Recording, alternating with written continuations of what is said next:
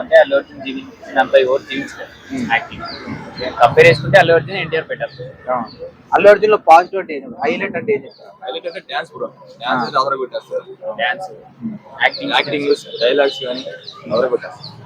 అంటే పుష్ప ఆడింది బాగానే హిట్ అయింది. పుష్ప 2 అంటే భారీ అంచనాలు, ఎక్స్పెక్టేషన్స్ ఎందుకు వచ్చినాయి? Pushpa one first negative talk వచ్చింది బ్రో మూవీ గురించి, అలాగే తెలిసినది అది. తర్వాత యాక్టింగ్ వల్ల హైప్ లేచింది పుష్ప వన్ అనేది. టూ ఎందుకు అంత హైప్ అంటే వన్ కన్నా ఎక్కువ ఎక్స్పెక్ట్ చేస్తున్నారు డైరెక్టర్ నుంచి, అంతా చూస్తున్నారు కదా యాక్టింగ్ అంతా చేస్తుంది.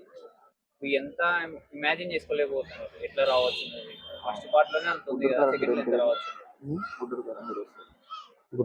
అన్న ఇప్పుడు పుష్పకి అయితే ఒక ఐటమ్ సాంగ్ ఉంది, మరి పుష్ప 2 కూడా ఒక ఐటమ్ సాంగ్ ఉంటదంట. మరి దాని మీద ఎలాంటి అంచనాలు? శ్రీలీల ఎవరు చేస్తే బాగుంటారు అంటే ఇప్పుడు శ్రీలీల గారు చేస్తున్నారని తెలిసింది.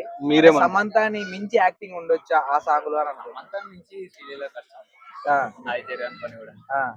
నువ్వంటావు ఎలా అనిపించింది అన్న పుష్పలో ఆ సాంగ్ మూవీని హైప్ లేపింది ఆ సాంగ్. మరి శ్రీలీల ఇప్పుడు చేస్తే ఎలా ఉంటుంది? ఆమె చేస్తే పుష్ప 2 ఎలాంటి అంచనా ఉంది? హైప్ లేపచ్చు కానీ సమంత చేసిన మాత్రం అసలు రాదు, కంపారిజన్ కి కూడా రాదు.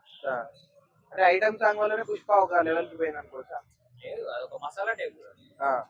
మూవీకి ఏదో మసాలా ఉండాలి ఐటమ్ సాంగ్. ఓకే అన్న, థ్యాంక్ యూ.